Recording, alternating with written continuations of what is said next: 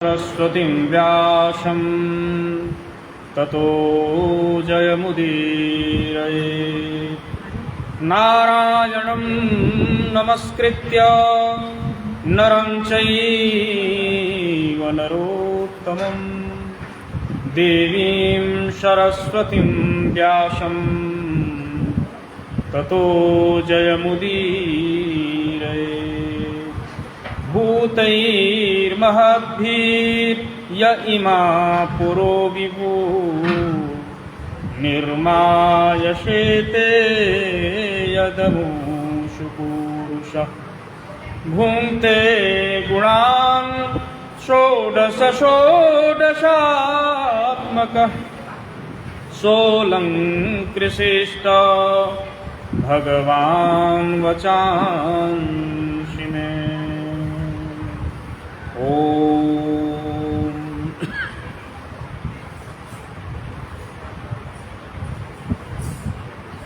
परम सौभाग्यशाली भगवत भक्तों, हम लोगों का यह जीवन परम पवित्र है। सत्संग पीठ पर बैठकर हम लोग ज्ञान यज्ञ कर रहे हैं। ज्ञान यज्ञ से बढ़कर कोई यज्ञ श्रेष्ठ नहीं है। हर यज्ञ के पीछे ज्ञान ही प्रेरक है। जब तक ज्ञान नहीं है तब तक हम जीवन का कोई यज्ञ नहीं कर सकते, कोई सत्कर्म नहीं कर सकते, अपनी गति मुक्ति हम बना नहीं सकते। अपने जीवन का जो लक्ष्य है उस लक्ष्य को प्राप्त नहीं कर सकते। अर्थात यह ज्ञान यज्ञ सबसे श्रेष्ठ यज्ञ। और जब तक प्रभु की कृपा नहीं होती है तब तक इन यज्ञों में, ऐसे यज्ञ में उपस्थित होने का हमें सौभाग्य नहीं मिलता है। जन्म जन्मांतरम पुण्य, यानी कई जन्मों का जब पुण्य होता है तब जाकर के यम भागवती कथा, ये भागवती कथा, भगवान की चर्चा की प्राप्ति तब होती है जब बहुत सौभाग्य उदित होता है।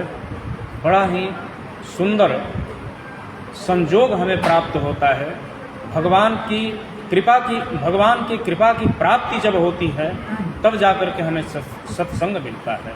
तो आइए भगवान के प्रति हम उनका चिंतन करते हुए उनका गुणगान करें 2 पल के लिए। जय राधा माधव, जय कुंज बिहारी, जय राधा माधव, जय कुंज बिहारी,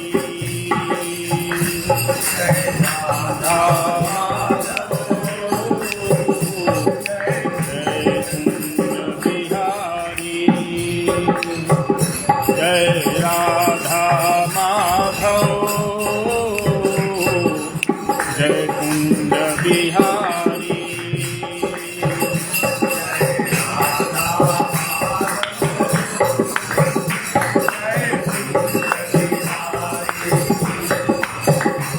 जय राधा माधव,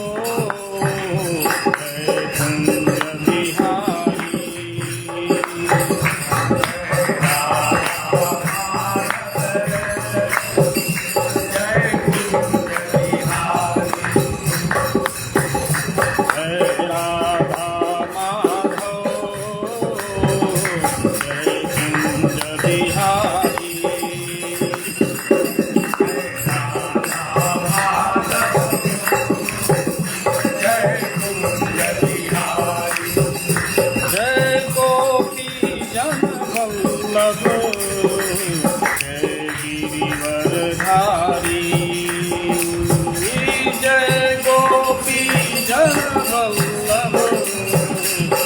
जय गिरिवर धारी। जय राधा माधव जय कुंज बिहारी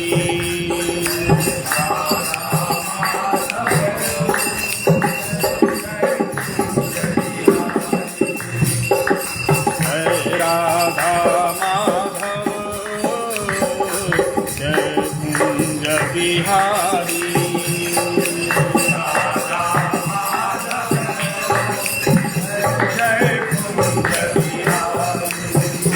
यशोदानंदन मुनि जन रंजन यशोदानंदन मुनि जन रंजन यशोदानंदन ब्रिज जन रंजन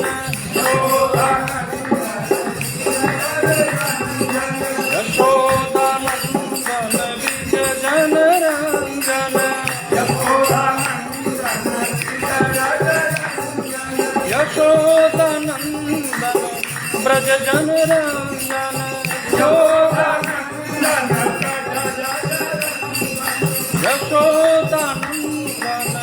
ब्रज जन रंजन जय गोपी सुखकारी जय कुंज बिहारी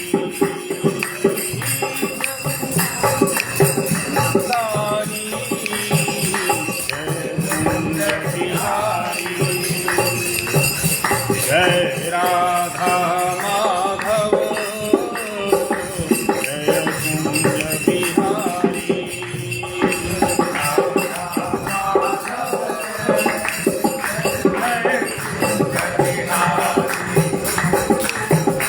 जय राधा माधव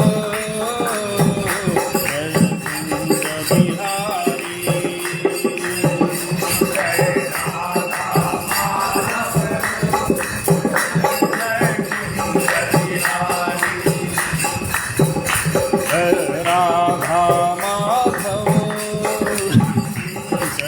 कुंज बिहारी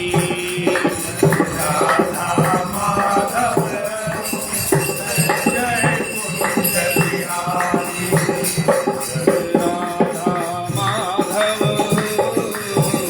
जय कुंज बिहारी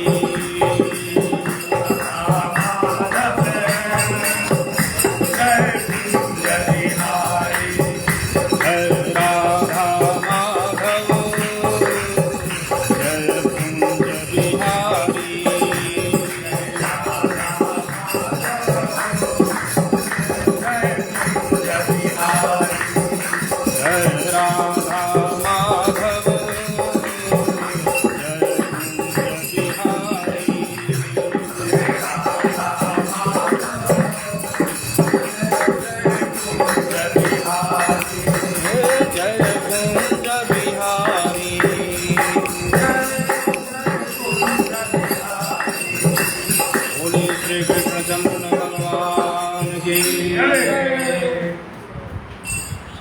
श्रीमन्नारायणाय नमः। ओम नमो भगवते वासुदेवाय। आज नवी मुंबई कामोठे मानसरोवर परिक्षेत्र में हम विश्वामित्र सत्संग समिति के तत्वावधान में आज नर्मदेश्वर शिव भगवान के परम पवित्र प्रांगण में यानी हर के प्रांगण में हरि की चर्चा करने के लिए हम एकत्रित हुए हैं और स्कंद पुराणांतर्गत श्री सत्यनारायण व्रत कथा के प्रसंग में ब्राह्मण देव के घर में पूजा स्थल पर लकड़हारे की प्रविष्टि हो चुकी है और लकड़हारे की जिज्ञासा है कि यह क्या हो रहा है, इसका फल क्या है।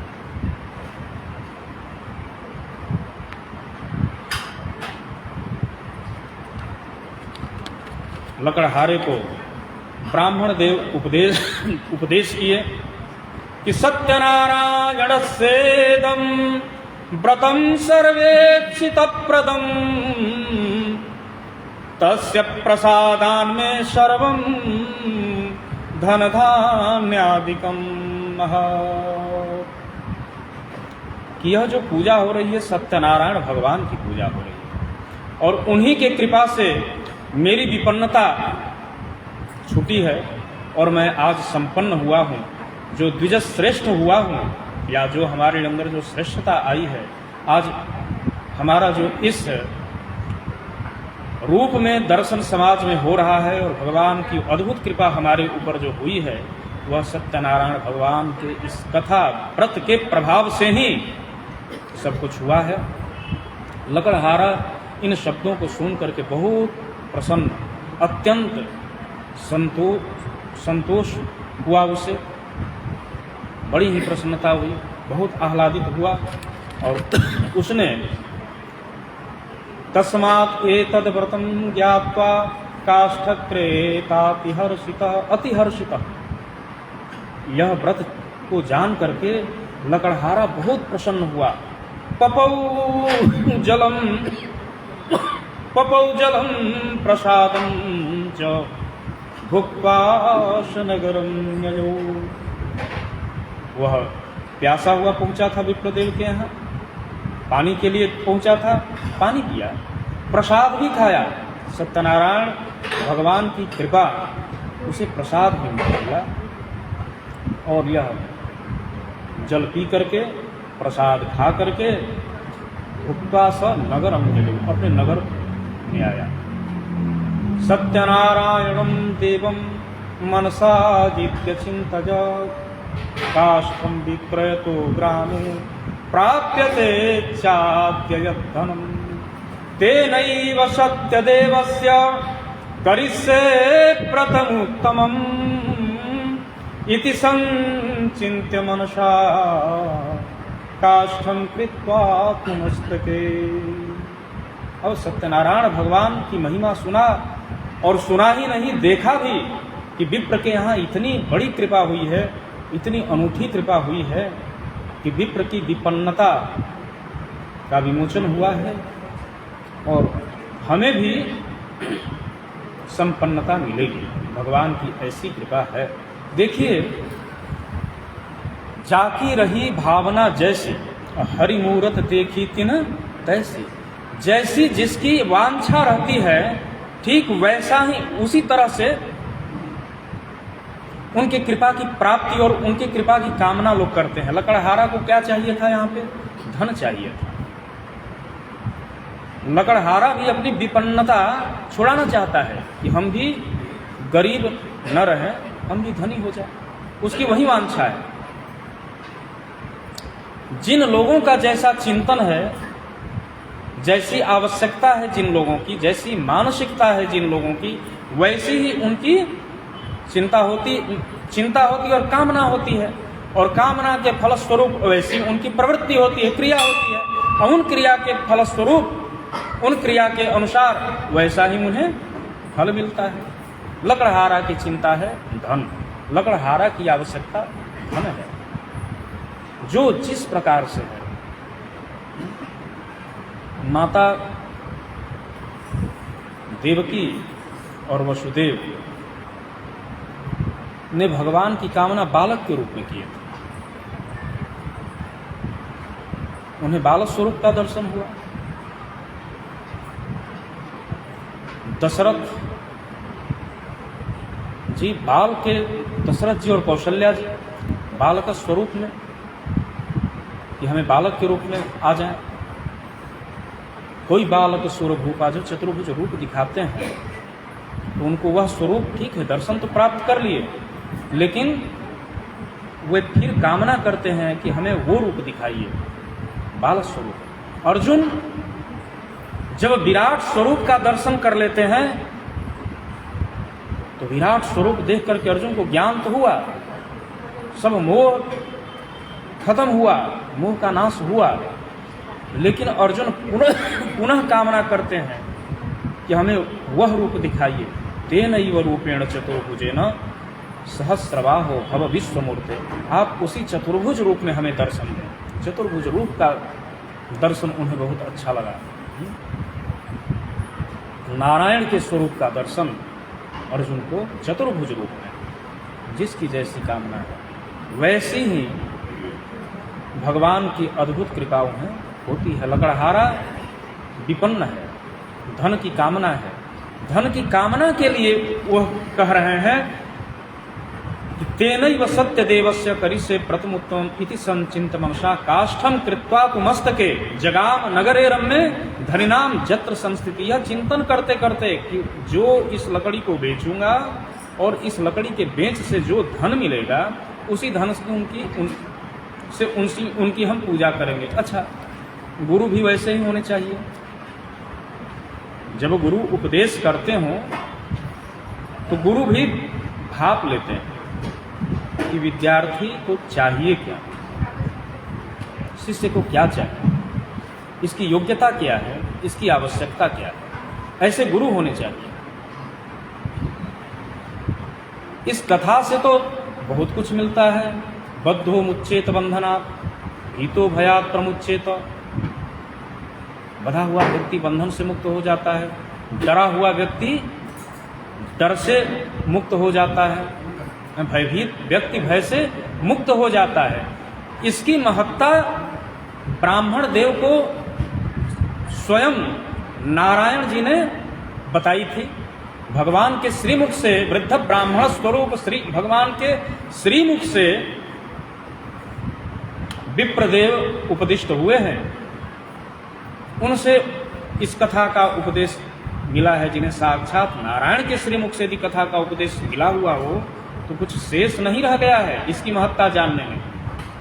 लेकिन विप्रदेव ने लकड़हारे महाराज को क्या बताया? ऐसा बहुत विस्तृत, जबकि लकड़हारा ने यह पूछा है कि विस्तरात, हमको विस्तार पूर्वक बताइए।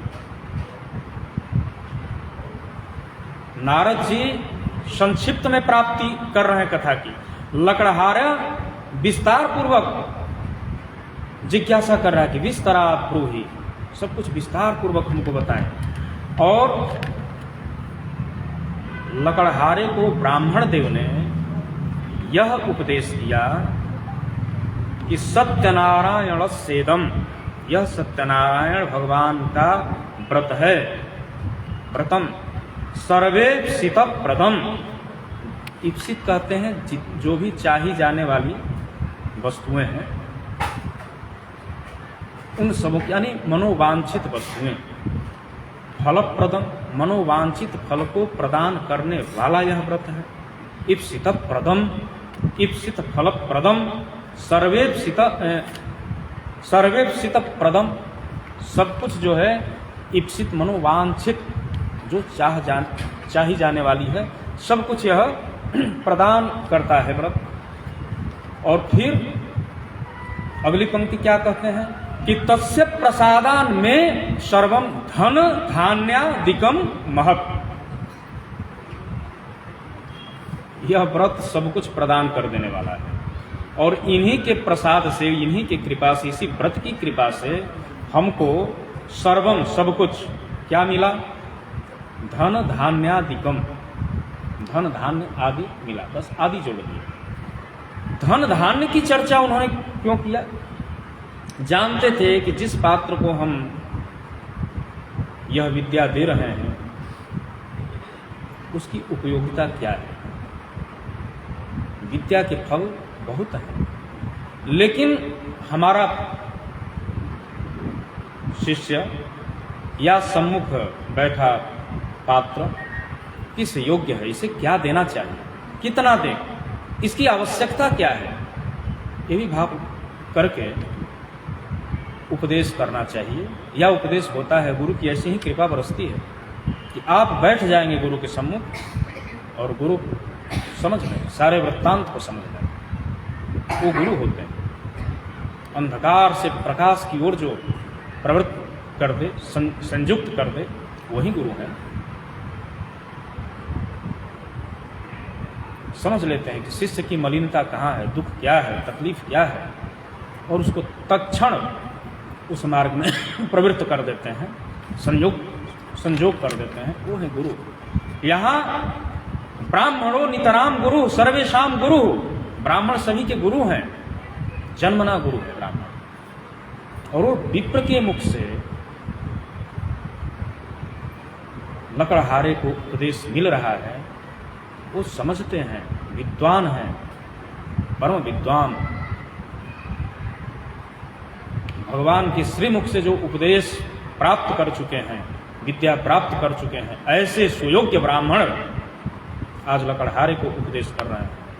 और उन्होंने कहा कि धन धान्य आदि कम है, सब बहुत बढ़िया तरीके से धन धान्य आदि की प्राप्ति हो जाती है, बहुत प्रचुर मात्रा में। अब ये जो है हर्षित हुए, तस्मात् एतद् व्रतम ज्ञात्वा काष्ठक क्रेताति हर्षिता, इस व्रत को जान करके और वह लकड़हारा जो है बड़ा ही हर्षित हुआ, प्रफुल्लित हुआ, खुश हुआ, उसे जो चाहिए था उसे मिल गया। जिस लक्ष्य, जो लक्ष्य चाहता था कि किस उपाय से हमारी यह जो है दरिद्रता दूर हो, हमारी भी दरिद्रता दूर हो, विप्रदेव कैसे इतने समृद्ध हो गए, तो इस प्रभाव से समृद्ध हुए हैं, तो बस हमें भी यही चाहिए, उसका वही लक्ष्य है। और तब अति हर्षित, बहुत प्रसन्न हुए। एतत् तस्मात् एतद् व्रतम ज्ञात्वा काष्ठक क्रेताति हर्षित, अति हर्षित, काष्ठक क्रेता अति हर्षित, काष्ठक क्रेताति हर्षित, बहुत प्रसन्न, अति हर्षित। पपो जलम प्रसादम, फिर जो है संतुष्टि। जब तक जिज्ञासा की शांति नहीं हुई, यानी देखिए ज्ञान यानी जिज्ञासा, पहले प्रसाद पानी नहीं पी रहे हैं, पहले जिज्ञासा की शांति कर रहे हैं। ज्ञान रूपी जल का पान किया लकड़हारे ने, पुनः उस जल, इस काया के शांति के लिए जल पिया, प्रसाद खाए और पुनः जो है अपने नगर को गए, सतत चिंतन करते हुए कि सत्यनारायण भगवान की कथा हमें सुननी है। मान्यवर जब पूजा पे लकड़हारा बैठे, क्या वहीं से उनकी पूजा प्रारंभ हुई? नहीं। जब आप पूजा के पीठ पर बैठ जाते हैं, आसन पर बैठ जाते हैं, वहीं से आपकी पूजा नहीं प्रारंभ हो जाती, वो तो होती ही है वहां से। लेकिन आपका पुण्य काल, जब से आपकी चिंता भगवत पूजन के प्रति, भक्ति के प्रति जैसे आप संकल्पित होते हैं, वहीं से आपका पुण्य काल प्रारंभ हो जाता है। ये कथा ये सूत्र देती है। और इसका एक प्रमाण है कि ब्राह्मण देव का आपने प्रमाण देखा कि जैसे भिक्षाटन उन्होंने संकल्प लिया था कि आज भिक्षा से जो द्रव्य मिलेगा उसी से हम पूजन करेंगे, और वहां पर प्रचुरम द्रव्य माप्तवान, बहुत अधिक उनको धन मिला भिक्षा में, और उससे उन्होंने पूजा किया। वही स्थिति देखिए कि लकड़हारे ने भी यही चिंता किया है कि आज जो भी प्राप्ति होगी इस लकड़ी के बीज से, उसी से हम पूजा करेंगे। संकल्प, चिंतन, लकड़हारे ने संकल्प नहीं लिया, चिंता है ना। सत्यनारायणम देवम मनसा इत्य चिंतयत, ऐसा विचार करते हुए, चिंता करते हुए लकड़हारा चल पड़ा। काष्ठम विक्रयतो ग्रामे प्राप्यते च अद्य यद्धनम, जो धन आज मुझे प्राप्त होगा, मिलेगा, तेनैव सत्यदेवस्य, उसी धन से आज मैं सत्यदेव की पूजा करूंगा। करिष्ये व्रतम उत्तमम, यह उत्तम व्रत मैं करूंगा। इति संचिन्त्य मनसा काष्ठम कृत्वा तुमस्तके, यह संचिन्त्य, अच्छी तरह से चिंता करते हुए, मन में चिंता करते हुए लकड़हारा जो है मस्तक पर लकड़ी लिए हुए, जगाम नगरे रम्य धनिनाम जत्र संस्थिति। देखे भगवान की कितनी अद्भुत कृपा होती है कि वो चिंतन कर रहा है, सत्यनारायण भगवान का चिंतन करते करते करते करते वह चला जा रहा है। और माया देखिए, भगवान की कृपा देखिए, मैं कहा ना कि कृपा वहीं से प्रारंभ हो जाती है। जैसे मन में आपकी भगवान के प्रति अनुराग, जैसे आपके मन में भगवान के प्रति अनुराग होता है, सच्चा अनुराग, सच्चा प्रेम, निश्चल प्रेम, वैसे ही कृपा वहीं से प्रारंभ, केवल आने की देर है। एक बार आ तो जाइए, कृपा वहीं से। और यह जो है लकड़हारा के ऊपर ऐसी कृपा हुई है उस चिंता के फलस्वरूप कि प्रतिदिन वैसे नगर में नहीं जाता था, ऐसे नगर में पहुंचा कि बड़ा ही सुंदर नगर और धनिकों का नगर है ना। जगाम नगरे रम्य, रम्य कहते हैं बहुत सुंदर नगर हो, रम्य। धनी नाम जत्र संस्कृति, जहां धनवान लोगों का बसेरा था, धनवान लोगों की कोठी थी वहां पे। तत्तीने काष्ठ मूल्यम च द्विगुणम प्राप्तवान सु। क्या अपार कृपा हुई कि उस दिन भगवान की कृपा से उस चिंतन में इतना बल है, समर्पण में इतना बल है। यह पंक्ति उसको बता रही है कि तद्दीने काष्ठ मूल्यम च द्विगुणम प्राप्तवान सो। वह जो है उस काष्ठ का मूल्य, जो जितना लकड़ी रोज बेचता था, उस दिन दूने दाम पे उसकी लकड़ी बिकी।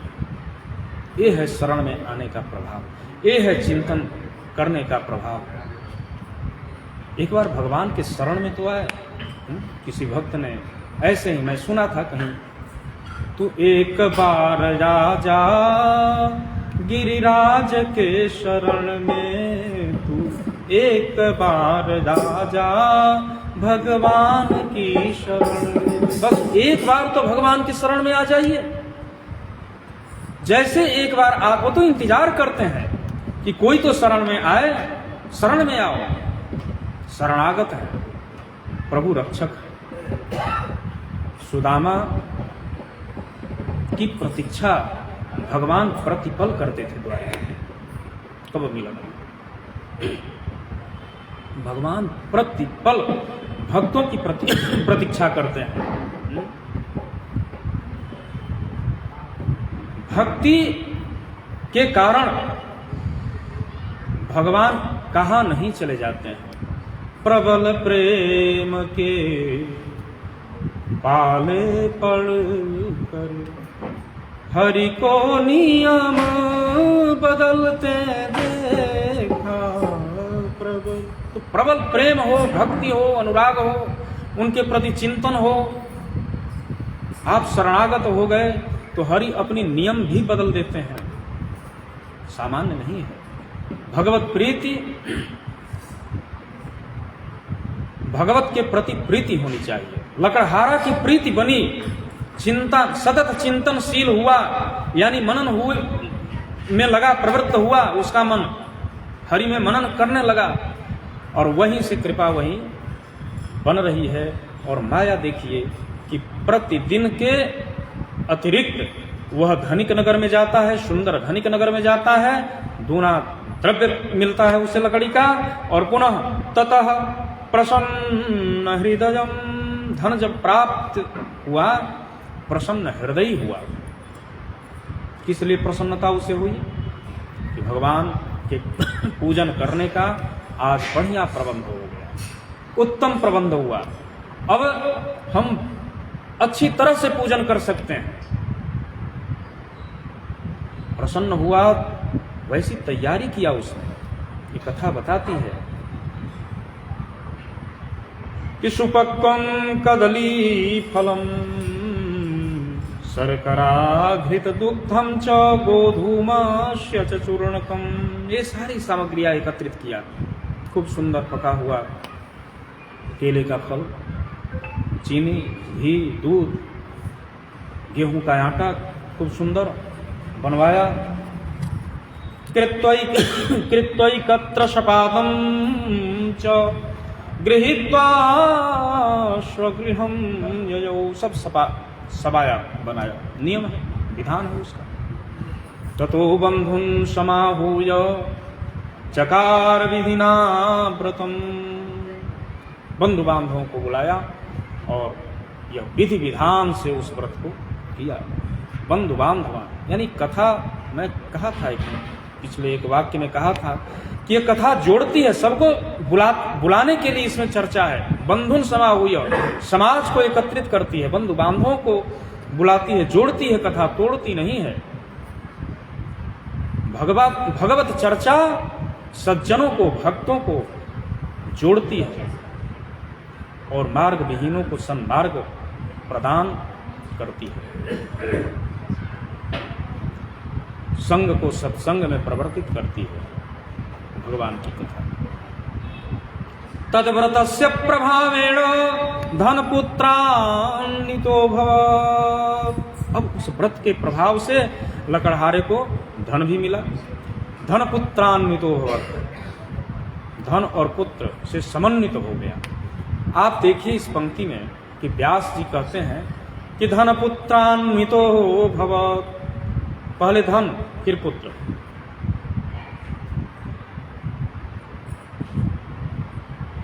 यानी धन को भोगने वाला संतति होना चाहिए।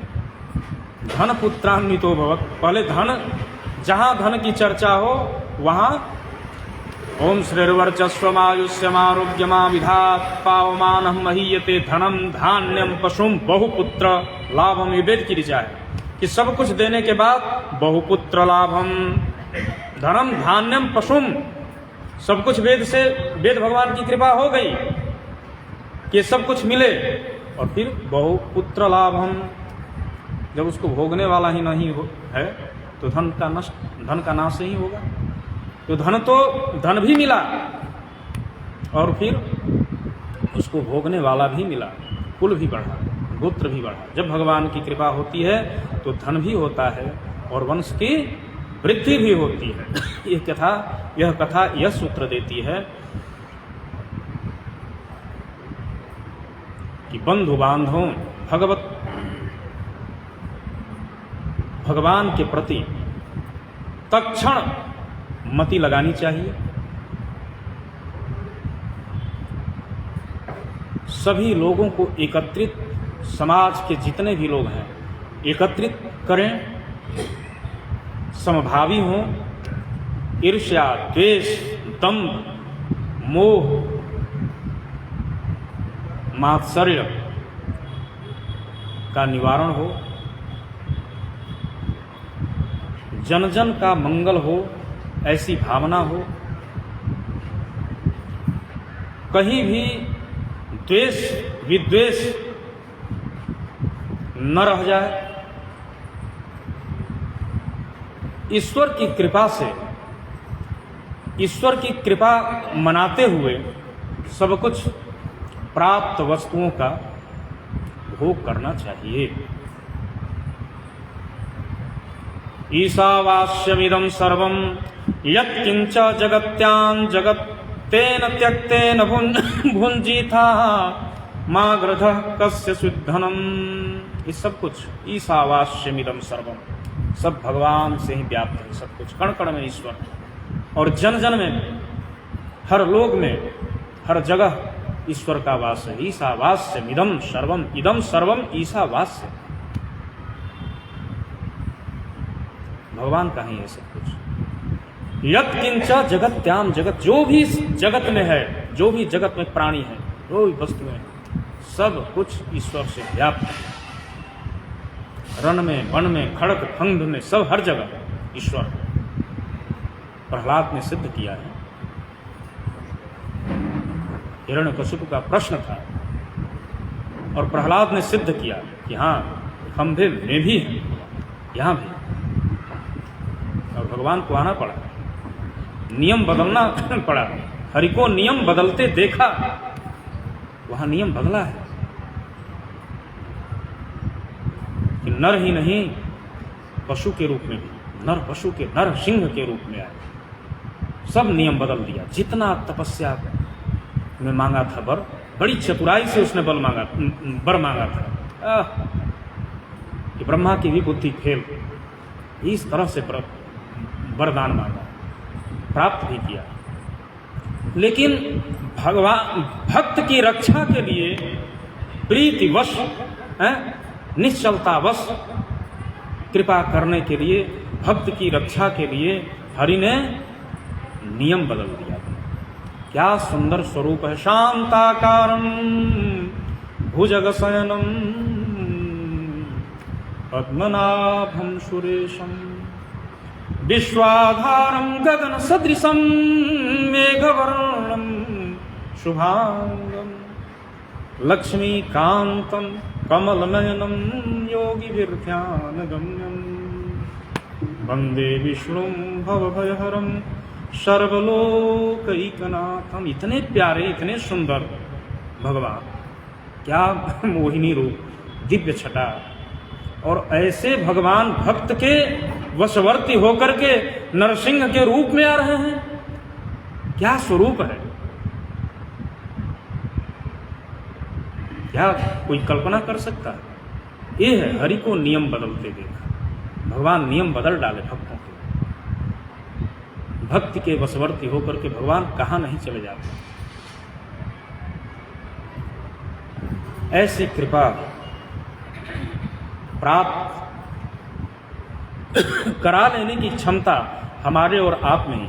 हरि हमेशा तैयार है, भगवान तैयार है। वो तो प्रतीक्षा करते हैं कि एक बार आओ, आओ तो सही, विशुद्ध मन से आओ। अंशः अंशम प्रतिगच्छति, ये स्वभाव है। कोई कितना भी अड़े ना, कितना भी अपने कोई संसारिकता में अड़ा रहे, अड़ नहीं सकता। ये निश्चित है। कितने दिन अड़ेंगे, जितने दिन अड़ेंगे उतना दिन अपना नुकसान है, उतना अपना नुकसान।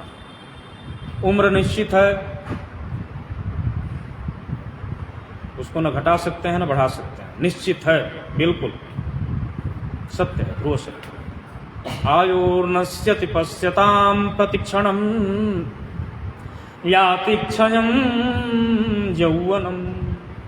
आयुर्नश्यति पश्यतां प्रतिक्षणं याति क्षणं यौवनम्। जो आयु मिली है वह प्रतिक्षण नष्ट होता जा रहा है। प्रतिक्षण, प्रतिक्षण विचार करिए, एक एक क्षण नष्ट होता जाए। प्रत्यायान्ति गता पुनर्न दिवसा। ये जो दिन निकल गया, जो क्षण निकल गया, पुनः आने वाला नहीं है। ये ध्रुव सत्य है। प्रत्यायान्ति गता पुनर्न दिवसा। ऐसा नहीं कि आज रविवार है तो फिर एक सप्ताह बाद रविवार लौट आने वाला है। ये तो भ्रम है, हमारा आपका भ्रम है।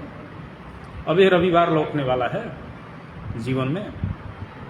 प्रत्यायान्ति गता पुनर्न दिवसा। ये जो दिन गया वो गया। कालो जगत भक्षक। ये काल संपूर्ण संसार को लील जाने वाला है, खा जाने वाला है। तो कोई यह अड़ा हुआ हो कि है भगवान से क्या होता है, क्या भक्ति करना है, क्या पूजा पाठ करना है, क्या सत्संग में जाना है, क्या सुनना उनना है, अपना ये अड़े हो। किसकी क्षति है? यही ना, अपनी क्षति है। किस लिए आए हैं 84 लाख योनियों में भटकते भटकते भटकते भटकते भटकते, किस पुण्य के उदय से दुर्लभम मानुषम जन्म, दुर्लभ मानुष जन्म आपने प्राप्त किया। और वहां भी दुर्लभ जो सत्संगति है उसको हरि की कृपा से आप प्राप्त कर सकते हैं। लेकिन बाधा बना हुआ है, एक अड़े हुए हैं। हम नहीं जाएंगे, हम क्यों जाएं, क्या करना है वहां पे? ना ना, अपनी क्षति है। और काल चल रहा है, या क्या है, आयुर्नश्यति पश्यताम प्रतिक्षण। प्रतिक्षण आयु नष्ट होती जा रही है। विचार मत करिए, ये समय रुकने वाला नहीं है। काल कहाँ रुकेगा, चलता जा रहा है। और जब चारों ओर से घिर जाते हैं तब एक मोड़ आता है, दैव दैव। अब तो दैव दैव पुकारने के सिवा अब कुछ रहेगा नहीं। अब क्या दैव दैव, बहुत कुछ बीत गया, निकल गया।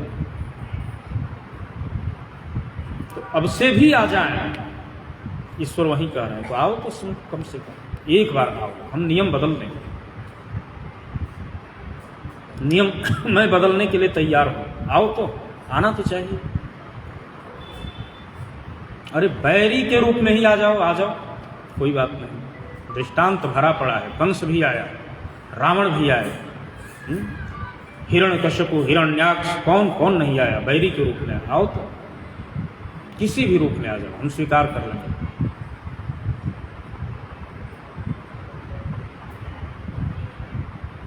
पत्रम पुष्पम फलम तोयम यो में भक्त्या प्रयच्छति। भगवान को क्या नहीं मंजूर है? कहाँ कहते हैं कि नहीं बहुत अमूल्य निधि चढ़ा दीजिए, सब कुछ चढ़ा दीजिए। देखिए पत्रम पुष्पम फलम तोयम, पत्र है, पुष्प है, फल है, जल है, लेकिन भक्त्या प्रयच्छति, भक्ति होनी चाहिए। वो लकड़हारा आज भक्ति मय होकर के, भक्त बन करके और ईश्वर के विधान को, अपनी विपन्नता को, विधाता के द्वारा प्रदत्त विपन्नता को उसने बदल दिया और संपन्न हुआ।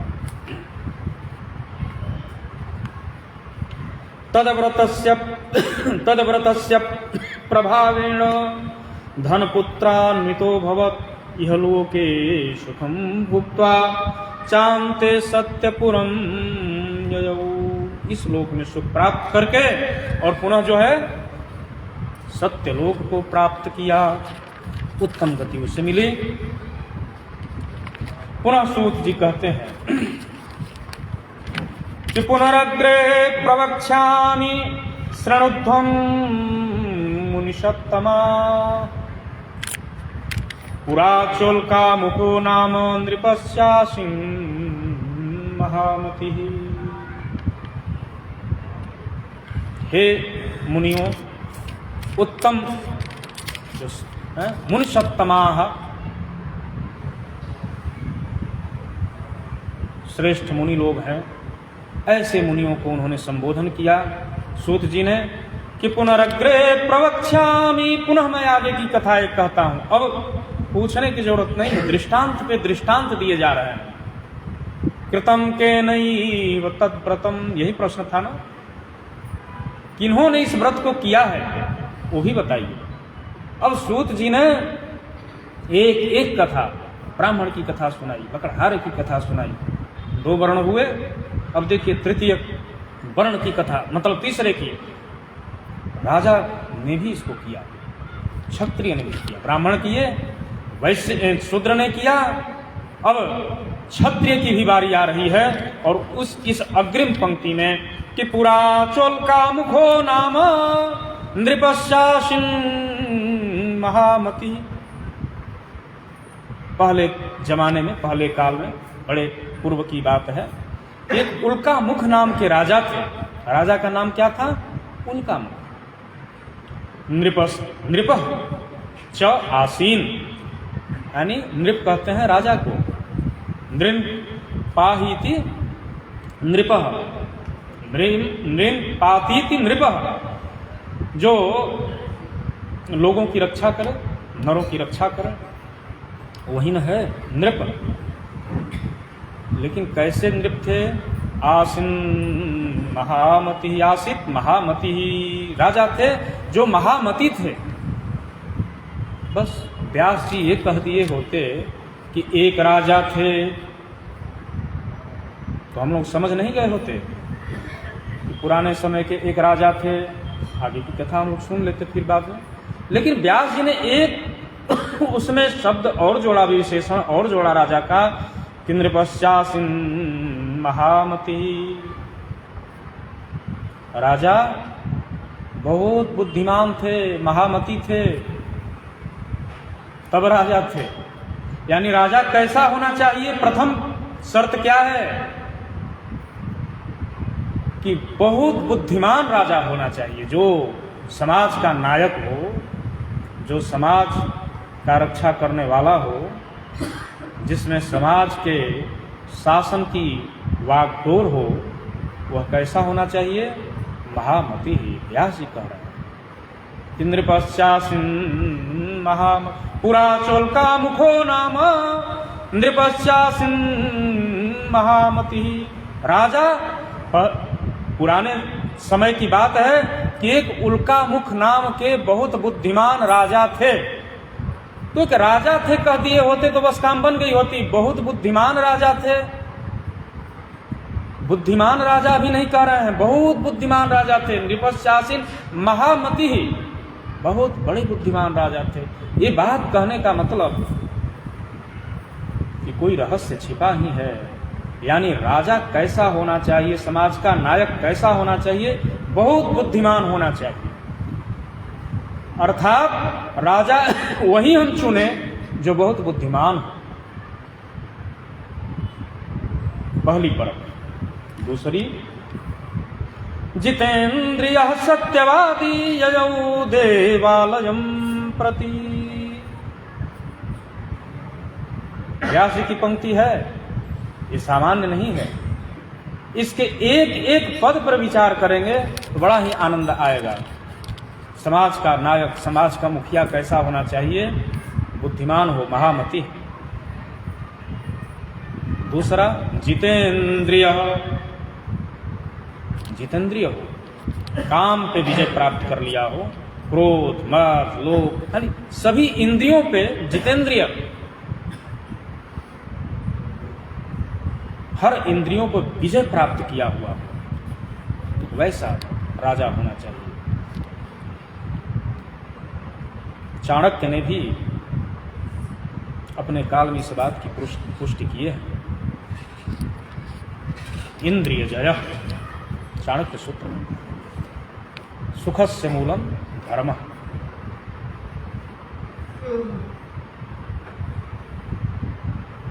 यहां से प्रारंभ है।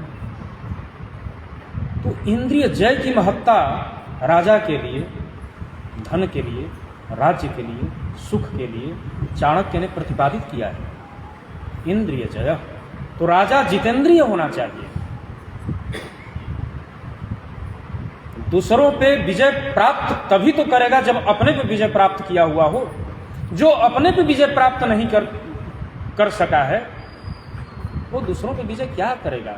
और दूसरों पे विजय प्राप्त भी कर लिया वो कोई विजय है? लाठी डंडे गोली बंदूक से कोई विजय होता है? भय से कितना विजय, क्या विजय प्राप्त कर? ये कोई विजय नहीं है। तो संहार है, नाश है, नष्ट है, नष्ट हो जाना है, संहार कर देना आपने, नष्ट हो जाना है, वो कोई विजय है? विजय की व्याख्या, विजय का अर्थ गलत हो जाएगा, वो विजय नहीं। पुनः उस चर्चा की तरफ जाना होगा, रामायणी वार्ता की तरफ, कि रावण रथ पे बैठे हैं, रावण रथी है और रघुवीर जी के पास रथ नहीं है। रावण रथी बिरथ रघुवीरा, देखी विभीषण भयउ अधीरा। रावण रथी, रावण रथ पे है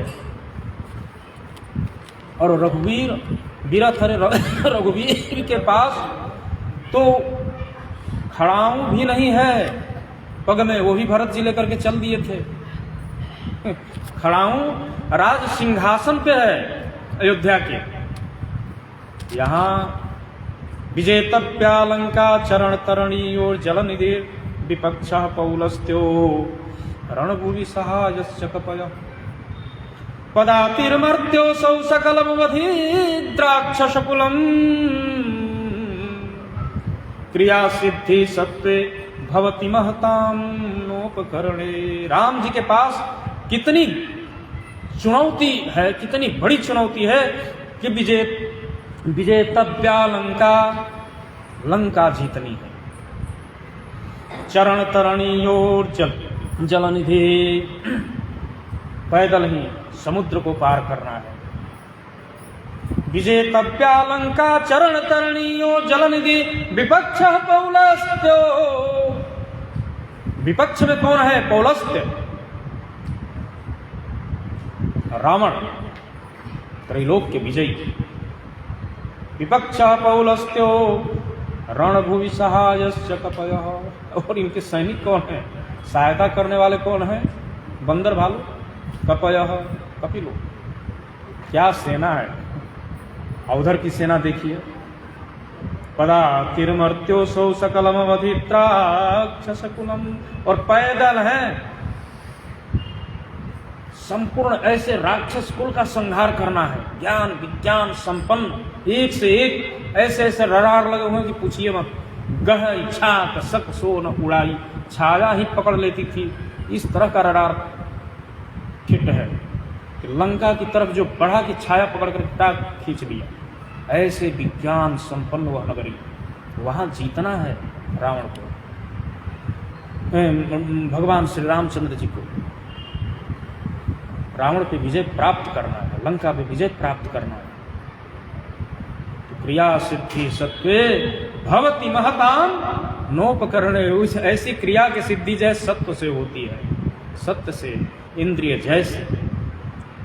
इसलिए राजा को क्या होना चाहिए, जितेंद्रिय होना चाहिए। ऐसे राजा का वर्णन राम युग में किया जा रहा था अयोध्या के लिए, कोई सामान्य राजा नहीं, ऐसे राजा का वर्णन किया जा रहा था, जो राजा सकल साधन से भी विपन्न होकर के, रहित होकर के, और त्रैलोक्य विजयी रावण के ऊपर उन्होंने विजय प्राप्त कर लिया। ऐसे राजा का वर्णन किया जा रहा था अयोध्या में। ऐसे राम राज्याभिषेक की तैयारी हो रही थी। ऐसे नायकों को हम लोगों ने पुरस्कार किया है। हमारी भारतीय संस्कृति ऐसे नायकों को पुरस्कृत की है, ऐसे नायकों की पूजा करती है हमारी भारतीय संस्कृति। सामान्य विचारक हमारे यहाँ नहीं रहे हैं। हमारे यहाँ पूजा आंख मूंद करके नहीं हुई है। पूजा में, आराधना में, पुरस्कार में बड़े गुण हैं। नायक की परख की गई थी, ये नायक होना चाहिए। राम को राज्याभिषेक हो, जितेंद्रिय है, इसलिए वो राजा क्या है, जितेंद्रिय। जितेंद्रिय है राजा, उल्कामुख, महामती है, तब राज सिंहासन पर बैठे हुए हैं। और आगे सत्यवादी, राजा सत्यवादी है। राजा को सत्यवादी होना चाहिए, कोई बात नहीं। और दृष्टांत है हमारे पास, सत्यवादी राजा हरिश्चंद्र, सत्य के लिए क्या नहीं क्या, सब कथा आप लोगों को पता है। आप जितने लोग बैठे हैं, यह तो मैं व्यास मंच पे हूँ, लेकिन मैं ऐसे देखूं तो यहाँ कथा सुनाना भी एक सौभाग्य है। आप लोगों के बीच में कथा सुनाना भी एक सौभाग्य है। आप बड़े मतिमान लोग हैं, बड़े बुद्धिमान लोग हैं, श्रेष्ठ बुद्धि वाले लोग हैं, श्रेष्ठ वय के तो है ही हैं, श्रेष्ठ बुद्धि के वाले लोग हैं। और ईश्वर के सानिध्य में, भगवान शिव के सानिध्य में आप आबाल वृद्ध बैठ करके इस कथा को सुन रहे हैं, हरि चर्चा सुन रहे हैं। बड़े महान लोग हैं आप लोग, बहुत महान, संदेह नहीं, संशय नहीं। तो राजा हरिश्चंद्र की कथा आप जानते हैं, उनके सत्य की परीक्षा आप जानते हैं, उनके बिग तक जाने की कथा आप जानते हैं, लेकिन सत्य से वो डिगे नहीं। ऐसे राजा कैसा होना चाहिए, सत्यवादी। ये उल्कामुख नामक राजा सत्यवादी हैं, जितेंद्रिय, सत्यवादी। और क्या है, यजौ देवालयम प्रति, ये प्रतिदिन देवालय जाते हैं। देवालय मतलब मंदिर, देवता का जो आलय है, घर है, वो है मंदिर। तो प्रतिदिन वो मंदिर जाते थे, मंदिर में दर्शन करते थे। यानी राजा की अभिरुचि, राजा की क्रिया में एक क्रिया, दिनचर्या में एक क्रिया ये भी सम्मिलित है कि यौ देवालयम प्रति, राजा प्रतिदिन मंदिर जाए, मंदिर का पूजन करे। ऐसा राज्य हो, ऐसा राजा हो, राजा की ऐसी दिनचर्या हो, तो समझ के चलें कि प्रजा सौभाग्यशाली है, वो राज्य सौभाग्यशाली है। निश्चल प्रीति होनी चाहिए। एक शब्द ये भी है कि ईश्वर के प्रति, जनता के प्रति प्रजा के प्रति वात्सल्य होना चाहिए। ये भी कथा आएगी बाद में, राजा का ये भी एक लक्षण है उसमें।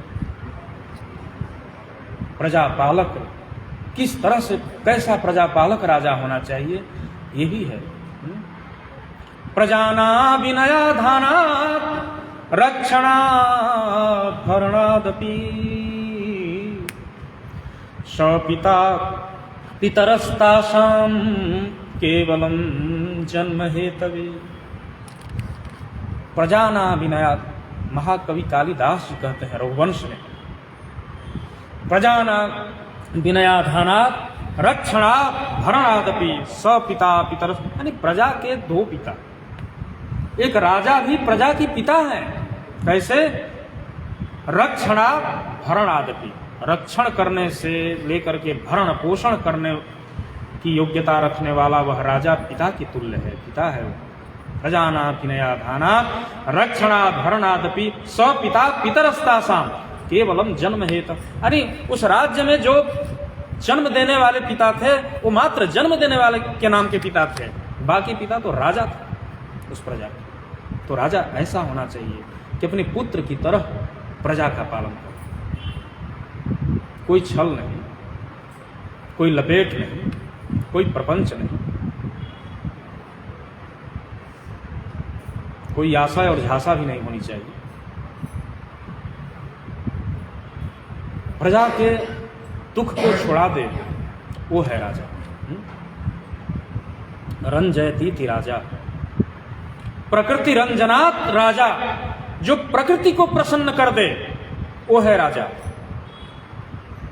और प्रकृति को प्रसन्न करने की बात नहीं होती है।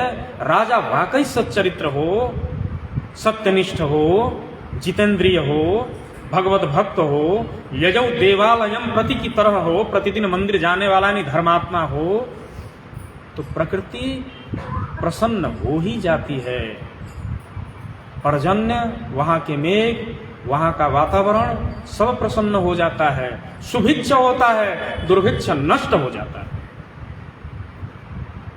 राजा कालस्य कारणम, इसीलिए तो कहा गया है कि राजा काल का कारण है। आज वो राजा, वैसे राजा सत्यनारायण व्रत की कथा सुनने जा रहे हैं, वो प्रसंग आ रहा है, उस प्रसंग पे हम लोग चर्चा कर रहे हैं ना।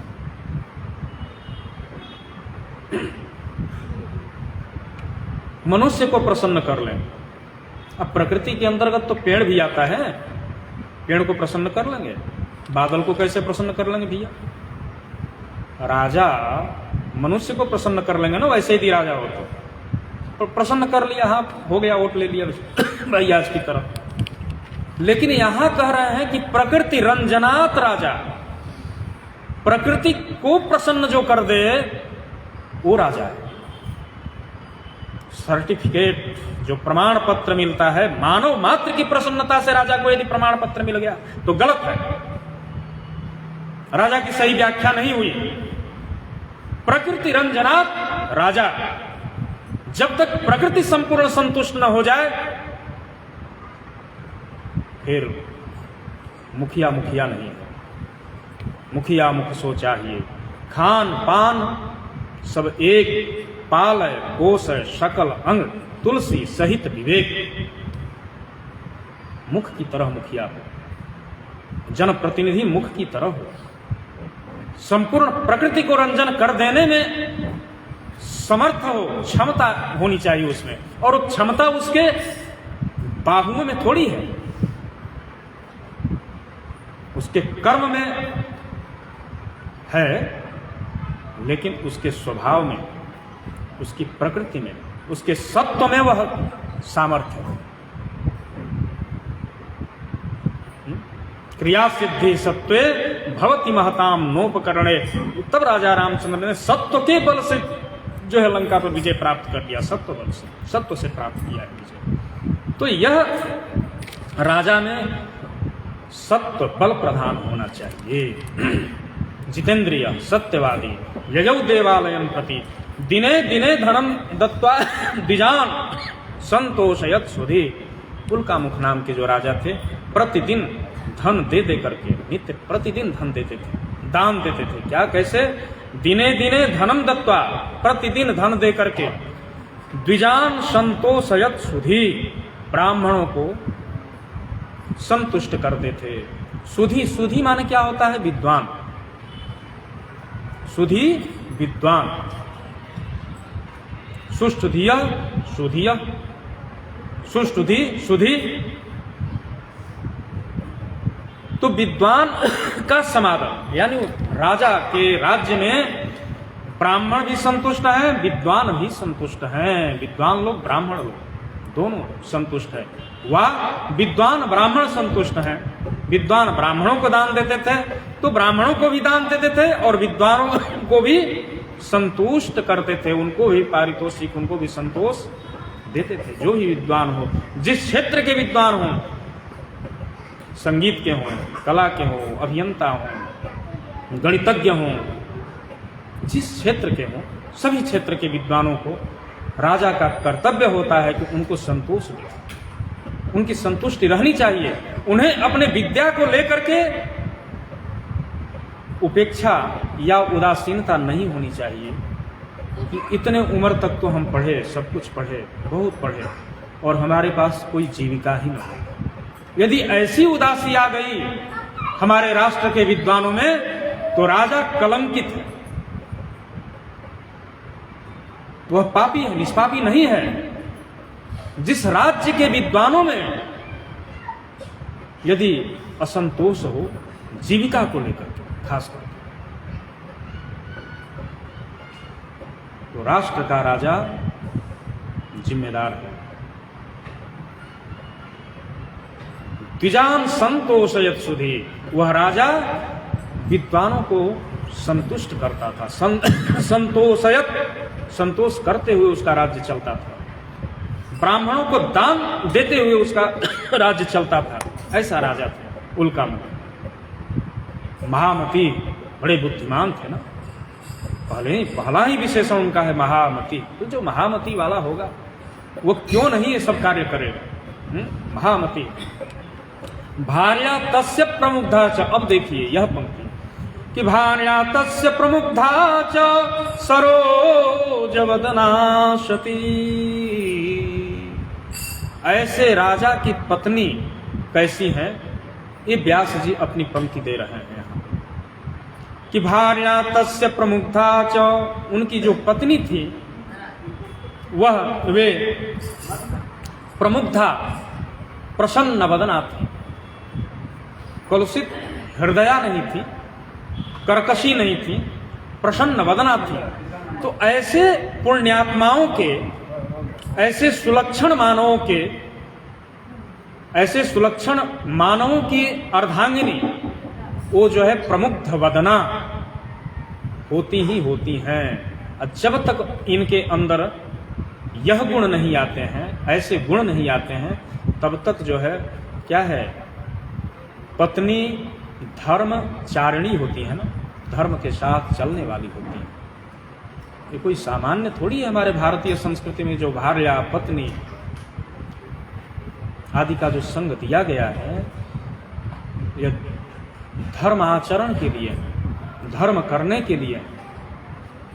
तो ऐसे धर्मात्माओं का जो मैं कहा ना कि अंशः अंशम प्रति गच्छति, तो जो धर्माव्रती रहते हैं, धर्म व्रती रहते हैं, धर्माचरण करने वाले रहते हैं, तब उनको जाकर के वह धर्म सहचारिणी पत्नी भार्या प्रमुग्ध वदना सती, प्रमुग्ध वदना मिलती है और सती मिलती है। यानी अपने आप को पुण्यात्मा, जितेंद्रिय, सत्यवादी हो करके भगवान की कृपा, ऐसे धर्म सहचारिणी के रूप, भगवान की कृपा जनित सहचारिणी के रूप में भार्या जो है इस तरह की प्राप्ति होंगी और होती हैं। तो भार्या तस्य प्रमुग्धा च सरोज वदना सती। सरोज कहते हैं कमल को, वदन कहते हैं यानी चेहरे, मुख को, मुखमंडल को। तो कमल मुखी उनकी पत्नी थी। प्रमुग्धा, कमल मुखी तो थी लेकिन कर्कश बोलने वाली नहीं थी, प्रसन्न रहने वाली, ऐसे कलुषित हृदय की नहीं थी। प्रमुग्ध वदना सती, सती भी थी। ये तीन गुण वाली। उनकी पत्नी थी। अब ये दोनों पति पत्नी भद्रशीला नदी तीरे सत्यस्य प्रथमाचर, भद्रशीला नाम के नदी के तट पर सत्यस्य प्रथमाचर, भगवान सत्यनारायण के व्रत का जो है कर रहे थे, व्रत कर रहे थे, आचरण कर रहे थे। राजा अकेले नहीं थे। यानी ये कथा क्या सिखलाती है?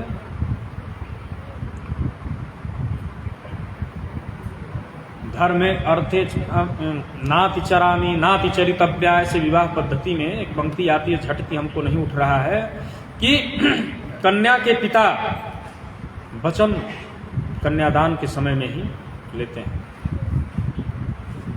कोदात कस्मादात कामायदात ये मंत्र है, वहां पर क्रम है, वो क्रम हमको झटती नहीं आ रहा है। तो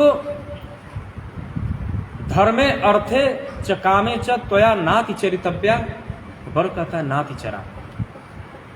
धर्म का प्रसंग है कि धर्म की क्रिया में इनका आप परित्याग नहीं करेंगे, लेकर के धर्माचरण करना है, इनके साथ धर्माचरण करना है। फिर सप्तपदी में बात आती है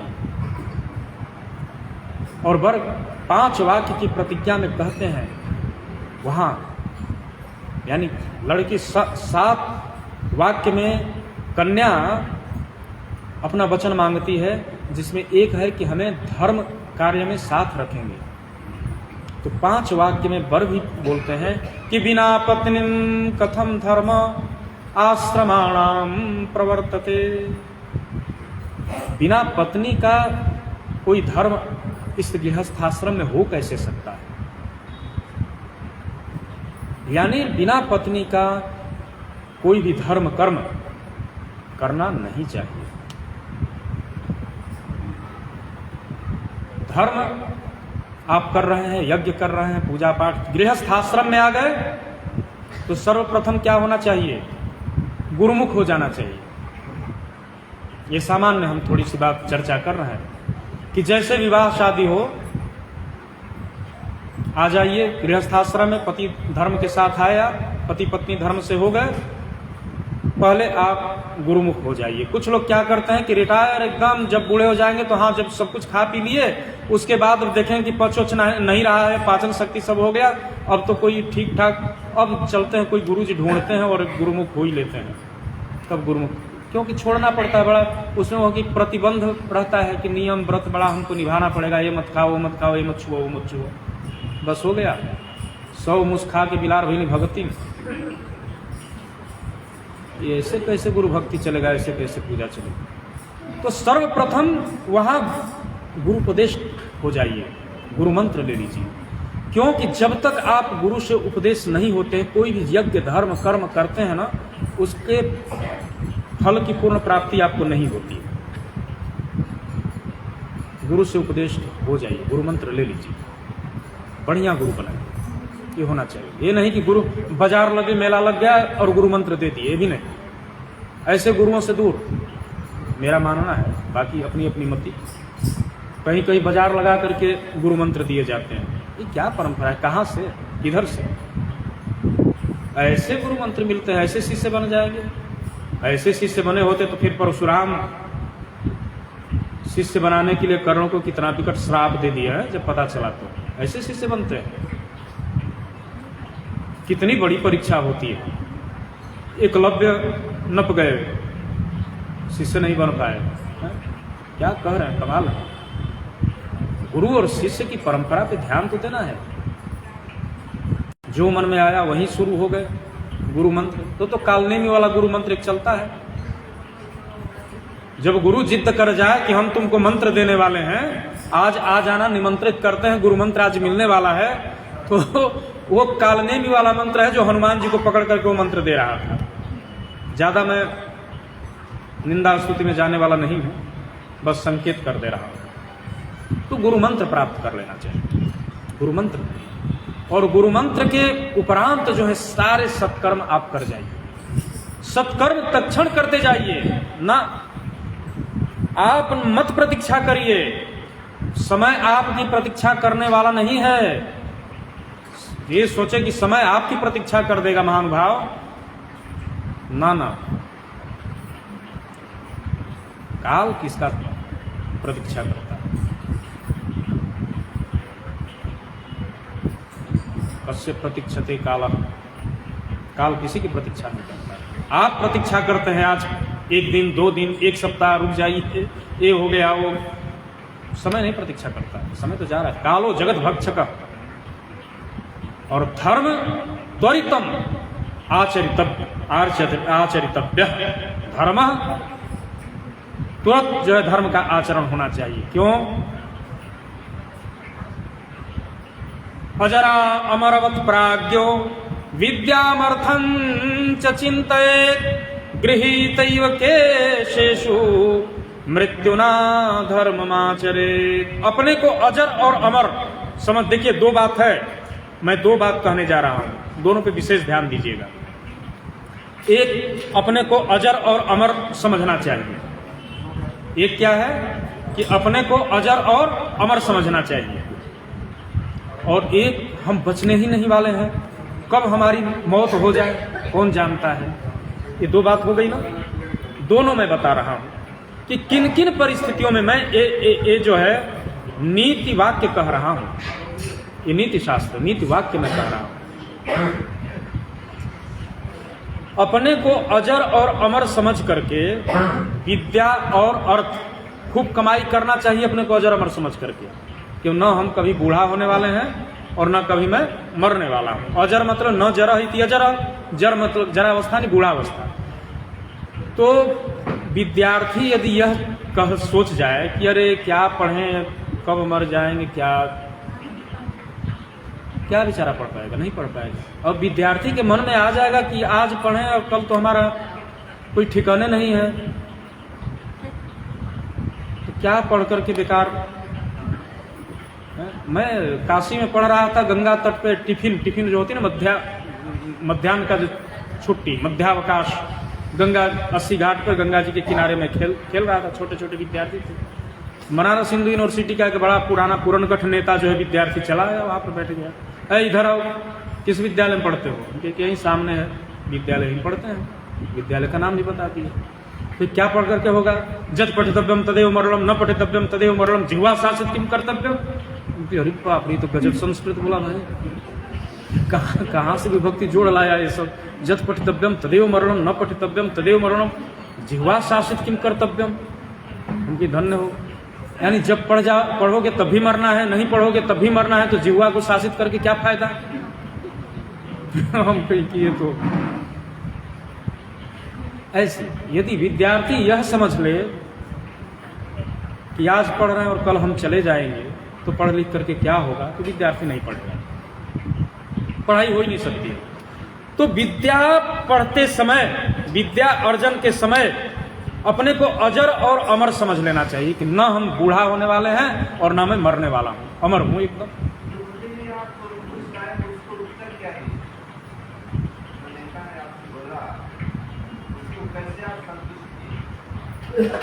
वही मैं बता रहा हूं इसी श्लोक को मैं, चूंकि महाविद्यालय में मित्र लाभ एक किताब चलती थी हमारे यहाँ, प्रथम खंड से 3य खंड तक मित्र लाभ पढ़ाया जाता था।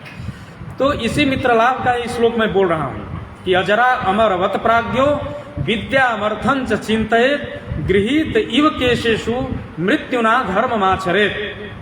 यही श्लोक उनको मैंने बताया, जो आपके सम्मुख अभी मैं बताने जा रहा हूं। ये विद्यार्थी को अपने को अजर और अमर समझ करके पढ़ना चाहिए। और जो अर्थ चिंतक लोग हैं, जो कमाने धमाने वाले लोग हैं, उनको भी अजर और अमर समझ करके अपने को तब कमाई करनी चाहिए। खूब कमाइए, अजर और अमर। जहां उद्योगपति ये समझ जाए कि कल तो राम नाम सत्य हो सकता है, क्या इस संसार में जो है कमा करके करें, क्या कमाई करना है, क्यों करना है, नहीं कमा सकते। धर्म और कर्म दोनों न है संसार में, धर्म और कर्म दोनों है। आप सुने ही कि धनात् धर्म तथा सुखम, धन से धर्म होगा फिर सुख होगा। तो धन यदि कमाने चले तो अपने को अजर और अमर समझ करके धन कमाइए। विद्या यदि कमाने चले, विद्या पढ़ने चले, अर्जित करने चले, तो अपने को अजर और अमर समझ करके आप जो है पढ़िए। और गृहीतैव केशेषु मृत्युना धर्ममाचरे। और जैसे चुंडी केश को पकड़ करके मृत्यु संवार हो कि अब मरे कि तब मरे, अब गए कि तब गए, कोई जीवन का ठिकाना नहीं है, तत्क्षण बुदबुदा की तरह, पानी के बुदबुदा की तरह तुम्हारा जीवन है, किस सेकंड में कब क्या होने वाला है समय नहीं है। ऐसा मेरे पास समय का सतत अभाव है, ऐसा समझ करके मनुष्य को क्या करना चाहिए? धर्ममाचरे, धर्म का आचरण करना चाहिए कि धर्म करने के लिए अब समय नहीं बचा, जल्दी से जल्दी करो। सत्संग करने के लिए समय नहीं है, सत्संग करो। जहां धर्म देख, जहां मौका मिला वहां धर्म कर जाए, करते रहिए, सत्कर्म करते रहिए, धर्म करते रहिए, जिस रूप में रहे, जहां रहे। तो गंगा का किनारा था, पावन किनारा था, इसलिए मैं इसी श्लोक को सुनाया। सुनाना ठीक था कि नहीं? इसी श्लोक को मैंने सुना दिया कि भैया हम तो यहीं पढ़े हैं। तो सामान्य विद्यार्थी नहीं थे, काशी हिंदू विश्वविद्यालय महामना के तपस्थली के कोई पीएचडी करने वाले विद्यार्थी थे, और वो गंगा के तट पर हमसे प्रश्न पूछ रहे हैं। हम भी संस्कृत के छात्र थे, पीली धोती और कुर्ता में हम भी वहाँ पर खेल रहे थे, और हमसे उन्होंने जब प्रश्न किया था तो हमने भी यही श्लोक सुनाया कि हमने तो ये पढ़ा है कि अजरा अमरवत प्राज्ञो विद्यामर्थंच चिंतयेत गृहीत इव केशेषु मृत्युना धर्ममाचरेत। उनके संस्कृत पर मेरा संस्कृत भारी पड़ गया।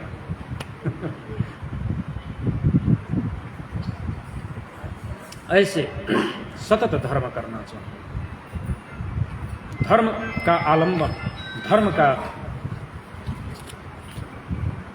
संचय बड़ा ही कल्याणकारी होता है। धर्म के सिवा कुछ है नहीं, और हम मनुष्यों के लिए तो धर्म ही एक विशेष है। ज्ञान और धर्म हमारे अधिकार में है कि हम ज्ञान अर्जन करते हैं, हमारे ही अधिकार में है कि हम धर्म करते हैं। आहार निद्रा भय संततित्वम सामान्य में तत्पशुभीर नराणाम। फिर दो बात बताऊंगा, दो की समीक्षा करता हूं। आहार निद्रा भय संततित्वम सामान्य में तत्पशुभीर नराणाम ज्ञानम हितेषाम चाहे धर्मो हितेषाम अधिकम विशिष्टम धर्मेण हीना पशु भी समाना। मनुष्य है और पशु है, दोनों में सब कुछ बराबर है। आहार खाता भी है वैसे ही, पशु जैसे खाते हैं वैसे मनुष्य भी खाते हैं, वो भी खाते हैं, ये भी खाते हैं, सब लोग खाते हैं। आहार निद्रा, जैसे पशु सोते हैं वैसे हम भी सोते हैं, मनुष्य भी सोते हैं, बात बराबर। भय, जैसे पशु भयभीत होते हैं मनुष्य भी भयभीत होते हैं, पशु में भी भय है मनुष्य में भी भय है। आहार निद्रा भय संततित्वम, संततित्व माने संतति को उत्पन्न करने की क्षमता मनुष्य में भी है, पशु में भी है। सामान्य में तत्पशुभीर नराणाम, ये दोनों मनुष्य में और पशु, ये सभी मनुष्य में और पशुओं में क्या है? सामान्य है। विशेष क्या है कि हम मनुष्य हैं और पशु हैं? क्या विशेष है? धर्मो हितेषाम अधिकम विशिष्टम, धर्म ही एक अधिक विशिष्ट है कि मनुष्य को मनुष्य और पशु को पशु बोधित कर देता है।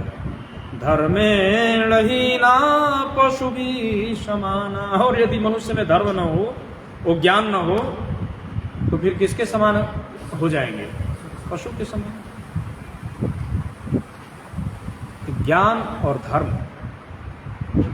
यानी वो राजा धर्मात्मा है, उल्का मुख नाम के राजा धर्मात्मा है, और धर्म सहचारिणी के साथ, अपनी पत्नी के साथ, भार्या के साथ, वो भार्या जो कि उनके समस्त सत्क्रियानुरूप हरि के इच्छा से प्रमुग्ध वदना सती मिली हुई है, उस पत्नी को लेकर के धर्माचरण आज भगवान सत्यनारायण की कथा कर रहे हैं, व्रत कर रहे हैं। कि तब तक एक विशेष और घटना घटती है। समय कितना हो रहा है?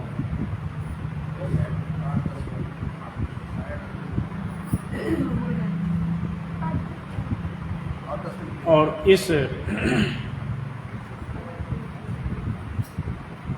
इसी समय जैसे वो पूजन कर रहे हैं, पूजन से थोड़े निवृत्त हुए कि एक अद्भुत प्रसंग उनके सामने पुनः आता है कि एतस्मिन्नन्तरे तत्र साधुरेकः समागतः।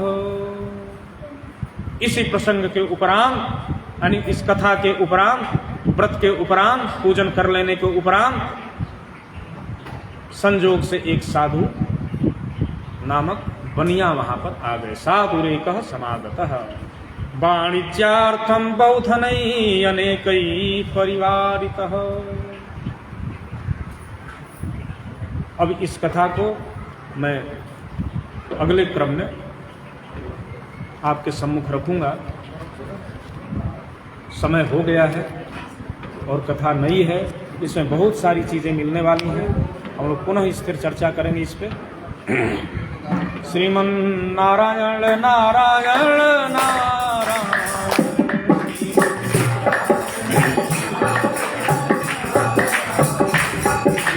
नारायण नारायण